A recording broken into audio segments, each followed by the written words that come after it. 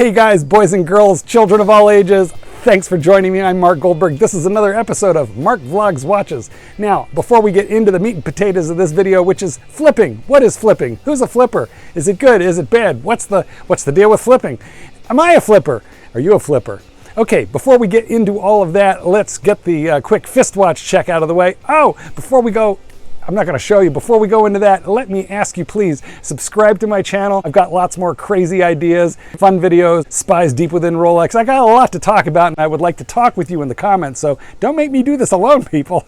Please subscribe to my channel. Throw me a like, throw me a comment. Let's do this together. And now for the quick fist watch check.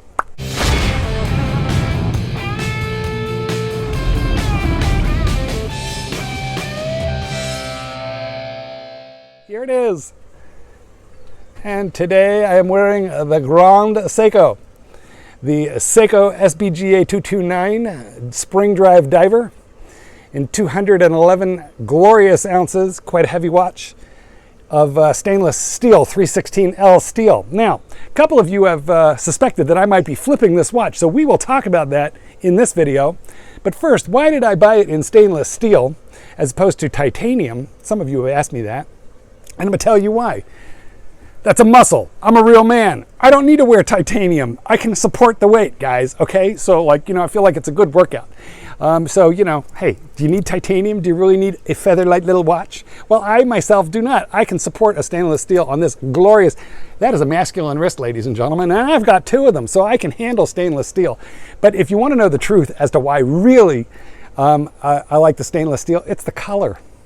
Look at the flash and brilliance of 316L stainless steel, and remember, this, of course, is Japanese craftsmanship. What you are looking here, my friends, what you're looking at here is a Zaratsu polishing. So it looks so much better in stainless steel. Titanium has a dull gray color. It's nice in the sense that it's light, and my Pelagos, my blue Pelagos, is stainless, is titanium. I'll drop a picture of that in right here.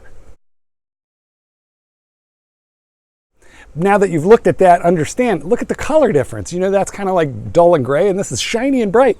So I'm like a crow or a barracuda. I like bright, shiny things. Flipping. Let's talk about that right now. The word flipper in the lexicon of watch guy talk, it's kind of like a dirty word. It's like a dirty little secret. Most people will say, hey, you're a flipper, as though it's a bad thing. So let's talk about that for a quick second. First of all, there's a great deal of difference between you watch nuts, and I am one of you, okay? Us watch nuts. We have watch disease, guys. We are watch nuts. We are watch nerds. There's something terribly wrong with us. It is a hobby. It is an illness. It is both. At any rate, we're not like normal people, okay? So a normal guy, back in the years when I was normal, at least on the subject of watches, I would buy a Seiko watch, like when I was in college. I would wear it for a year or two, and then water would get in the case, or would get the crystal would get so scratched up you couldn't read it. I'd quit keeping time, and I'd throw it away and go get another one. And all those watches usually cost $50, $60, $70, back in those days. And I was a one and done guy. Then somewhere around 1985, 86, 87, I got my first Rolex.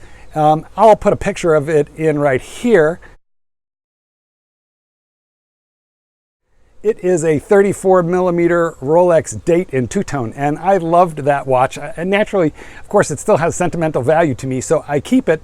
I've had it restored. Thank you, Kenny Nguyen at Jewelers on Time. Lovely restoration job. I'm never going to sell that watch. It's got sentimental value because it's been with me all this time, and she was my first. By the way, a funny point of order. Back in those days, there was not really a big deal about watch collecting, Rolex or any other brand, and so none of us kept our boxes and papers, which is why when you get back into some of these vintage watches, it is so rare to find them with box and papers, and one of the reasons that those ones that do come complete set are so much more valuable than the naked orphans like my Rolex date that I just showed you, because that stuff just took up room.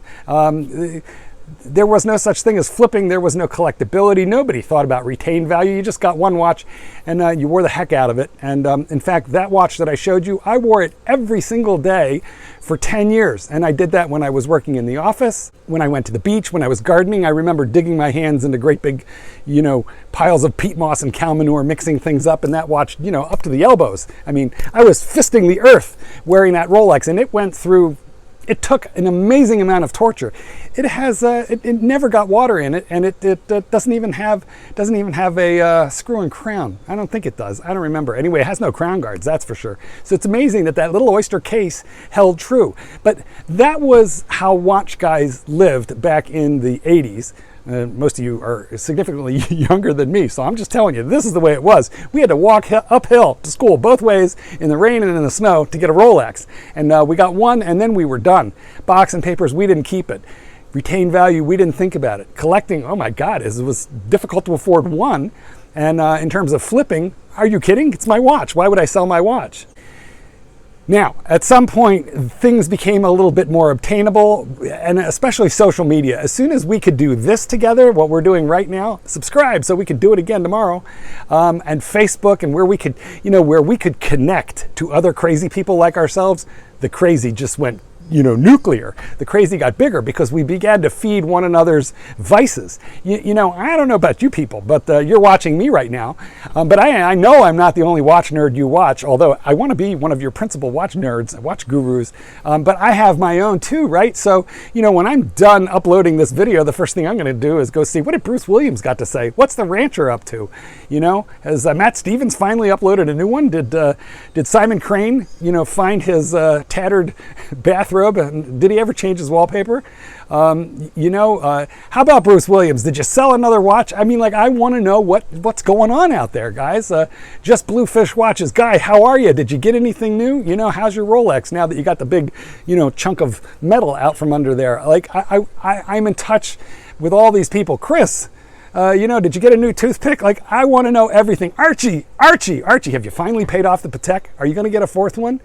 What's going to happen? I want to know about all these things. And so this entire crazy, chaotic world of watch people, watch nerds, it made us want more. We started comparing, and now, of course, how much is enough? Well, I haven't found the answer to that. So here's what happens. Either you have an unlimited amount of money, and so you never have to sell anything. You just keep buying more and more and more and more, or you become a flipper to some extent or another.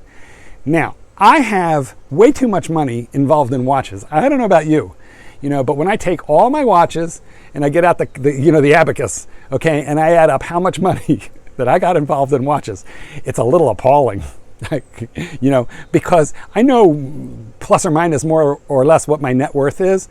And, honestly, I don't think anybody should have, more than maybe 3% of their entire net worth tied up in watches.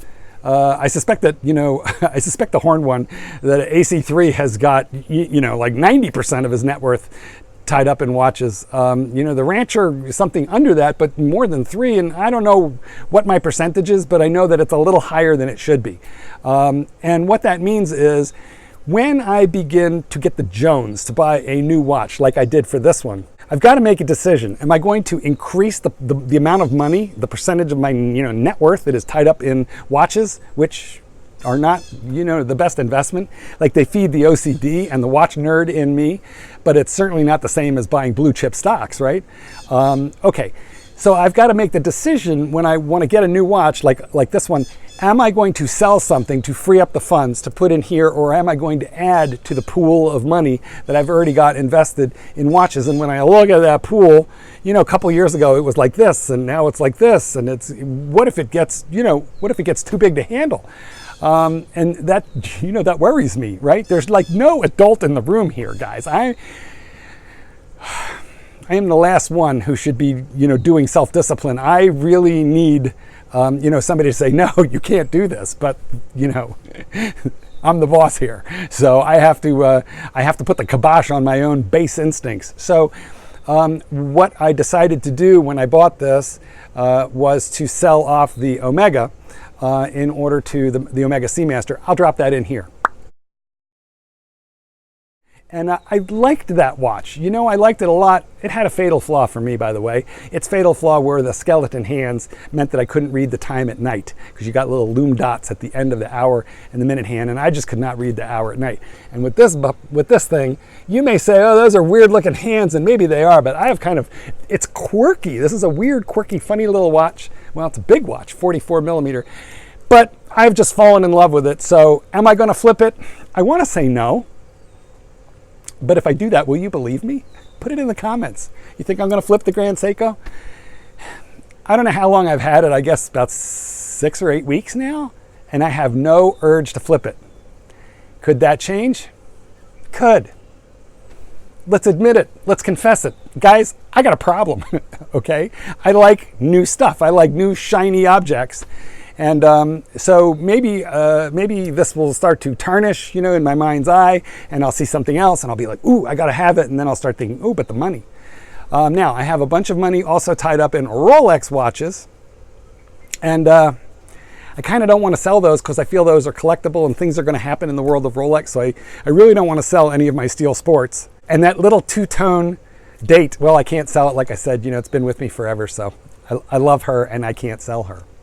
So if I was going to sell something, yeah, this could go. This would probably be on the chopping block before one of the Rolexes. And I do have something else incoming in Rolex, but that's just going to increase the pool of dollars. So, yes, I have sold all kinds of watches. I have sold 3 Breitlings. I sold 1 Omega. I sold a Phoebos.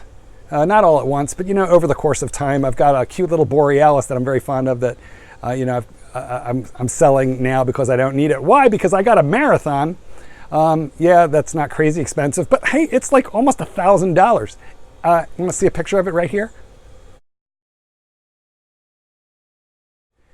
So now I've got that Marathon watch, which I will review, and I don't care what you people think about it. Let me tell you what. It's the tool watch that Rolex used to be.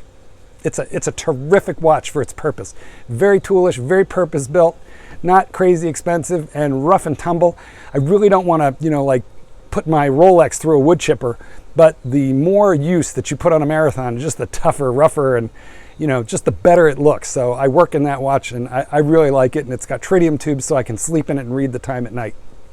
I don't know about you people, but I'm a 3 o'clock in the morning pisser. So, you know, I really like lume that I can actually read. Now, because you people know that I got a watch, that I got rid of a watch, you know, I'm an international YouTube sensation, right? So I'm a little bit public with my watch collection. And what that means is you have the opinion that I'm constantly selling things. And to a certain extent, that may be true. Now, in a prior video, I said, hey guys, I only ever sold 1 Rolex in my life. And then people started texting, you know, and commenting and like, not true. And they reminded me, okay, so let me review in terms of Rolex, what have I sold in the past? I sold, and I hate myself for this. I hate myself for this, but I sold a steel bezel white dial Daytona. Didn't make a profit on it, made a small loss. Okay, sold that. It was, you know, had it over a year and then sold it. I sold a pre-ceramic Sea Dweller, the 40 millimeter one, 16600, sold it. I have sold a ceramic GMT. I had it for quite a long time, and I sold it when I got my Batman. Kept it for a year after I got my Batman, and neither of those watches were discontinued at the time. But so I thought, why do I need 2 of the exact same thing, except for the half a blue bezel? Like the Batman better because of that. So I sold off the black. Ooh, this is why I am not selling anything else Rolex. Okay. I do have a bunch of stuff that I'll detail out for you. Tell you what, the next video I make is going to be about the Marathon, a review of that, the GSAR, and then after that, I'm going to lay out everything that I currently own on Rolex, tell you which of them I like and which of them I'm just keeping because I'm afraid to sell them. But I like most of them. But I can tell you this, I have never bought and sold a Rolex for a profit in a short period of time. I think I made a couple $100 on my Sea Dweller, but I had it like 5 years. And I think I made $500. Yeah, I think I made about $500 or $600 on my black. And I had it maybe 2 or 3 years. So when you say flipper, when I say flipper, the guys that I judge, okay, the guys that I think, your people are doing the wrong thing, are those people who have a hookup at the AD and abuse the privilege. I mean, having a hookup at an AD, meaning a relationship with the authorized dealer where you can tell them, hey, when you get in this watch, would you put me on the waiting list and at some point call me up so I can run in there and pay you for it? Or will you accept my money for a deposit for one of these hard to get steel sports Rolex watches? If you have a good enough relationship with an authorized dealer who will do that for you, I think it is abusive for you to take that watch, run out and instantaneously sell it the second that you get it. I don't care if they just sold you a Pepsi that you paid a Pepsi GMT that you paid about $9,000 for, and that you could make one phone call, sell it to a guy for 14 who's going to just turn around and he's going to sell it for 20. Like, don't do that. Don't keep that watch. If your authorized dealer, for whatever reason, likes you well enough to sell you a blue steel Sky Dweller, any kind of a Daytona, especially in steel, and if your intent is to purchase that, to resell it, to make $5,000, $10,000, $15,000 in profit within, seconds to a month or two of your purchasing that watch, well, you're a rat bastard. Okay, don't do it. And the reason I say that is there are people who are waiting for years who will never be able to get that watch because people like you are selling them into the gray market, and now it's made out of unobtainium. Okay, so if you own a watch and you've owned it for a year or 2 or 3, it's your property, you want to sell it to convert it into something else, go ahead. I've done that. If the roof blows off of your house, if your girlfriend gets pregnant and you don't want your wife to find out about it and you need to sell off a watch to make everything okay, well, guy, do what you got to do. I understand this, but don't be abusing the system. Now, there's a couple of you people out there who are listening to me and going, yeah, that's me. And I'm not going to listen to you, Goldberg. Why would I listen to you, Goldberg? Because it's thousands and thousands of dollars in my pocket. So I understand that you think the rest of us are schmucks and you're not going to listen to this. But I want the rest of you people to know that I'm on your team, I'm on your side.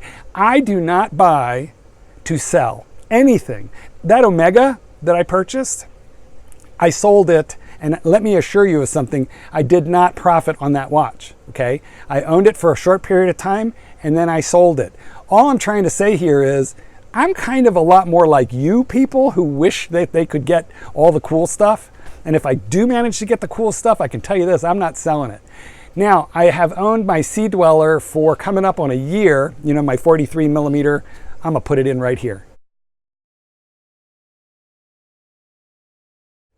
I got that from James & Sons. That's the authorized dealer that I have the best relationship with. You can call them. I know you use my name. They'll take you seriously if you call and do that. I'm not sure what you'll get, but they are good people. But there's plenty of authorized dealers out there. So, make your own relationships. I'm all for that. But when I thought about selling that watch, it wasn't so that I could quick make a profit on it. If I'd have sold it, I would have only been able to sell it for roughly even money. All I was thinking was, I'm not wearing it that much. So maybe I should free up the dollars and then buy other stuff with it. But you know what happened? I started thinking about parting with it. So I decided to wear it for a couple of days and I fell in love with it all over again. And I realized, no, I'm not a flipper of the type who's going to buy and sell things really quickly. If you do that, you're going to wind up getting a bad reputation with the authorized dealer eventually. I mean, maybe not at first. Look, this has been a lot of waffling and a lot of talking, but at the end of the day, here's what I want to tell you. Enjoy your watches. Feel the steel, guys. Wear your watches, okay? Wear them every day. If you got a bunch of watches, rotate them. Just make sure that you're enjoying them. Don't let them be all locked up. Don't let them be things that you buy in order to sell like a commodity, unless that's your precise and exact business. If you, sir, are a gray marketeer, likely that you are going to find your stock shrinking because I think that Rolex is doing a better than ever job of trying to hunt you down, trying to identify those authorized dealers who are selling to individuals who are turning around a lot of watches. It's just going to get harder for you flippers to do that. I'm a guy who once in a while needs to free up a little bit of money. What do you think about that? Do you sell watches? Are you trying to make a profit? Are you trying to sell them out the back door? Do you think I'm a flipper? Well, I'm a guy who sells watches sometimes in order to get other ones, but hardly ever Rolex, I can tell you that. And even then, I'm not doing it in order to make a profit.